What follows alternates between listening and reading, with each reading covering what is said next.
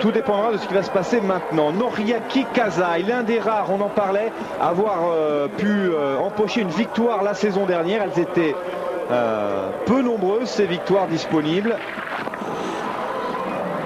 4e du classement général de la Coupe du Monde.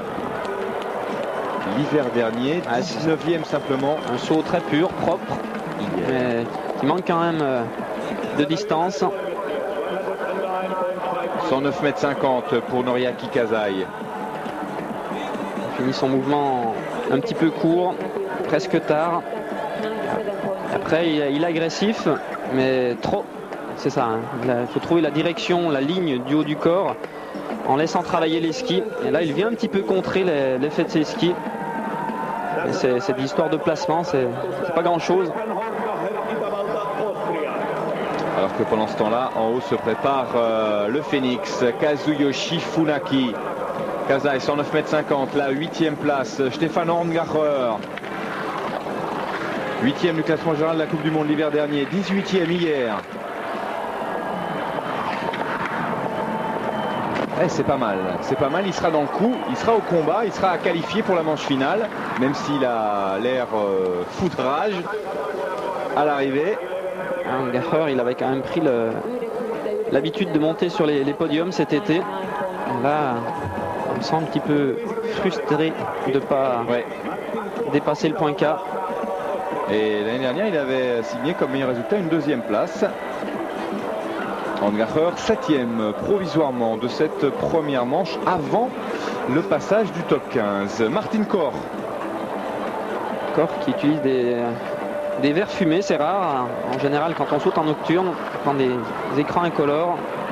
Oui, là, on n'a pas besoin de verres fumés. Il faut vous assurer qu'il fait bien assez sombre comme ça. Sauf éventuellement si vous êtes une rockstar. Alors, Martin Koch. 101,50 m. Aïe aïe aïe, ça sera trop juste, certainement. Oui, il est d'ores et déjà 27e. Inutile de vous dire qu'il n'y aura pas de seconde manche pour le jeune Autrichien, dont l'entraîneur des Français suit certainement avec beaucoup d'attention les résultats.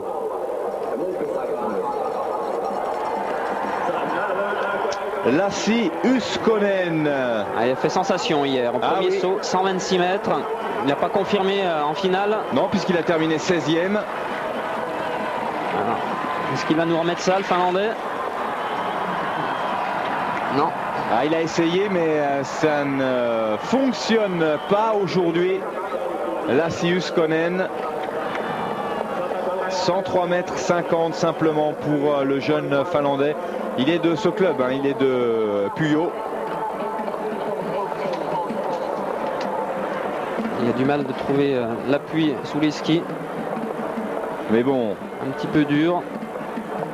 Consolation côté finlandais avec pour l'instant les 2 premières places occupées par Lindström et Nieminen.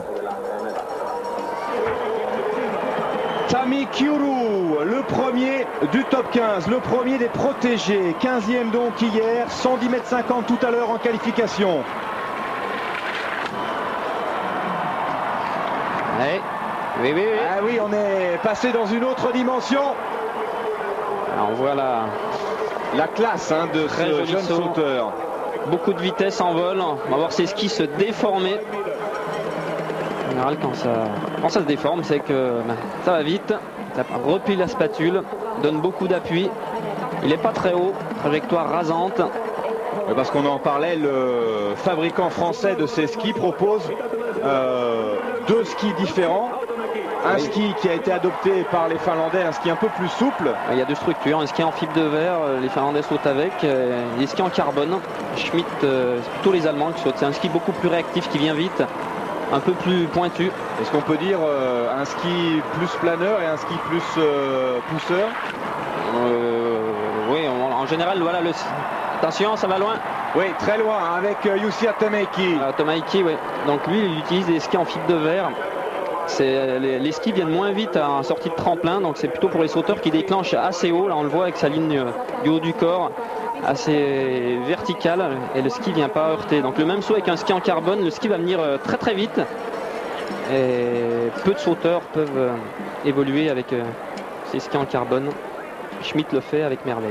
Et Rémi Tissier qui surveille ça de très très près me fait signe, oui, il y a bien 4 Finlandais aux 4 premières places. Veli-Matti Lindström, Tami Kiuru, Jussi Hattamäki.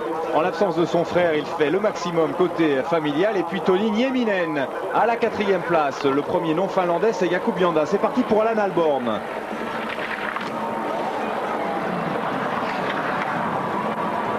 C'est bien. Imaginez-vous que l'Américain n'est monté que 3 fois dans les points la saison dernière. Ils sont 55e son classement général de la Coupe du Monde l'hiver dernier. Ça va changer cette année. Hein. Ils sont métamorphosés techniquement.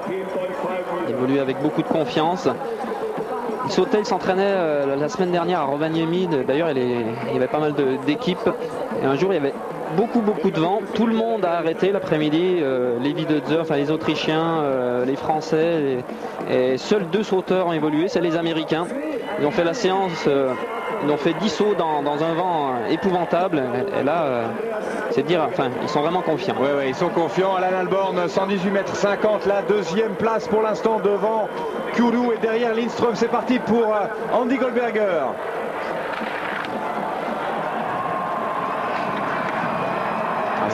C'est pas mal aussi pour Babyface qui signe ici un très joli saut. Il va prendre la tête, Andy. Lui qui n'avait terminé que 12e hier parce qu'un joli premier, puis le second a été décevant. Il était 3e la première manche et là, il est bien. Il dépasse le point K, 122 mètres. Il va falloir qu'il aligne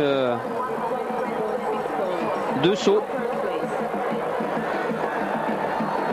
Regardez le relâchement sur le visage d'Andy. Toujours l'impression qu'il sourit. Il sourit, il se fait plaisir. Regardez, il le dit. Je vous le confirme, il sourit. Mais il sourit en l'air. Andreas Goldberger, 122 mètres et la première place devant Veli-Matti Lindström. Voilà qui en est fini, provisoirement en tout cas, pour les premières places côté finlandais. Il leur restera quelques cartouches avec Jussi Lainen notamment, mais aussi Harponen qui s'élance maintenant. Janne Harponen. C'est pas mal, ça sera un peu plus court, mais c'est pas mal quand même. Hein. Et Harponen, inutile de vous dire que c'est un tout jeune sauteur. Et lui aussi, il est du Cru, il est de ce club. Il connaît ce tremplin par cœur, 115 mètres, la 7e place.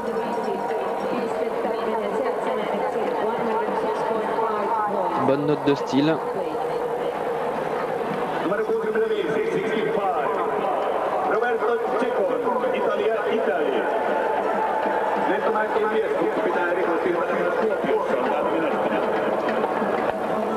Le leader pour l'instant s'appelle Andy Goldberger devant les Veli-Matti Lindström. Il reste le top 10 à s'élancer pour terminer, clôturer cette superbe première manche. 2e rendez-vous de la saison.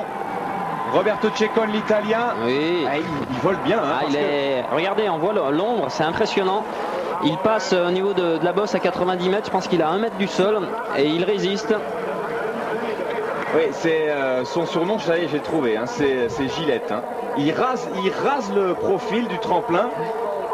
Voilà, là il est très bas.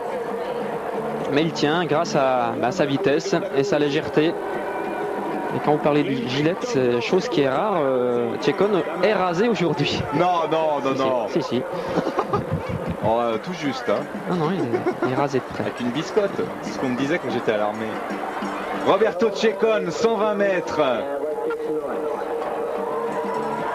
C'est bien, hein. Ceccone 3e qui confirme son parfait bon début de saison. Cet homme va-t-il confirmer? Clint Jones, quasiment inconnu, et pourtant déjà dans le top 10, 9e hier, et il va confirmer, je vous le dis moi. Oui, il confirme sans problème. Ah, c'est superbe. Clint Jones qui nous vient du Steamboat Resort. Steamboat, c'est une station bien connue des combinés notamment. 119 mètres pour Clint Jones, c'est la 3e place avec en plus d'excellentes notes de style. C'est un saut. Il est vraiment réglé au niveau de l'impulsion. Il finit jambes tendues au bout du tremplin et glisse sur l'air derrière. Et Kari Iliantila, l'entraîneur finlandais, est ravi. Oui, finalement, c'est peut-être la bonne option, un entraîneur finlandais pour les Américains. En tout cas, Ça en prend le chemin. Jones 3e donc derrière Goldberger et Lindström. Autriche, Finlande, États-Unis, le trio de tête. Martin Olvart a bien l'intention de bouleverser tout ça. 120 mètres en qualification. Aérologie, pas terrible, c'est plutôt dans le dos. Mais bon, il n'a pas besoin de ça. Non, ça ça n'empêche pas. Ça le gêne absolument pas. Martin Olvart. Oh, c'est superbe, superbe. Ouais, sauteur peut-être le plus puissant sur la table. Ça regardez. Taxi, 125 mètres. Poum. Et il est fort, hein. Olvart. Oui, il y a deux petits bâtons de dynamite. Oui, il fait 65 kg, mais il est capable de lever une barre en squat de 200 kg. Squat complet. Squat complet. C'est un athlète. Ceci explique cela. Un rapport poids-puissance hors du commun. Martin Olvart, 125 mètres. Inutile de vous dire qu'il prend la tête et c'est maintenant un duo autrichien aux avant-postes. Olvart-Goldberger. Lindström est 3e. Ils sont 3 à avoir égalé ou dépassé le point K jusqu'à maintenant. Donc 4 avec Roberto Ceccon. Alors Stefan Hauke, ça fait partie des révélations. 18 ans simplement, 7e hier.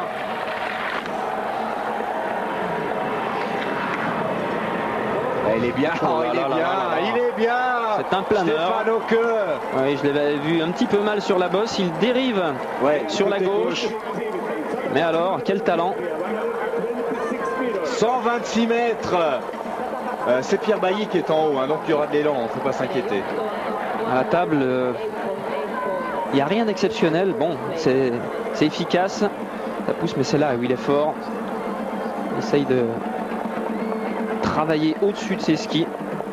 Reste en l'air. Reinhard S est ravi. L'Allemand est en tête, 126 mètres. Attention, il n'en reste plus que 6 en haut du tremplin. Andy Wilhelmsen, l'audacieux, qui avait terminé 5e à égalité avec Hannawald hier, eh bien, lui aussi va tenter de prendre à son tour la tête. Mais quelle première manche, c'est superbe. Bonne vitesse, plus de 91 km/h. Et ça va aller loin pour Andy Wilhelmsen aussi. Superbe saut. Déjà hier, hein, il était en tête à l'issue de la première manche. Il avait un petit peu craqué en finale. Quoi qu'il arrive, il ne sera pas en tête aujourd'hui. Zvida et ses nouveaux skis. Ski assez souple. Alors pour l'instant, il est 2e, Andy Wilhelmsen. Derrière l'Allemand Stefan Hauke avec ce saut à 125 mètres. Alors Sven Hannawald, un Allemand, pour rejoindre son compatriote. Pendant ce temps-là, Adam Mawish monte tranquillement les escaliers. Hannawald. Lui aussi, il reste en l'air. Oui, c'est bien. C'est bien pour Sven Hannawald. Eh bien, croyez-moi, ça promet, hein, parce qu'au niveau du classement, c'est très serré. Il y a moins de 2 points entre Hauke et Wilhelmsen. Hannawald prend la 6e place avec 119 mètres 50 à 50 cm simplement du point K. Je pense que Hannawald a encore une petite marge de progression au niveau du vol. On peut accélérer plus. Il a un petit peu en freinage, hein. C'est limite, hein, quand on arrive à ce niveau de saut. Mais il peut, je pense qu'il va progresser.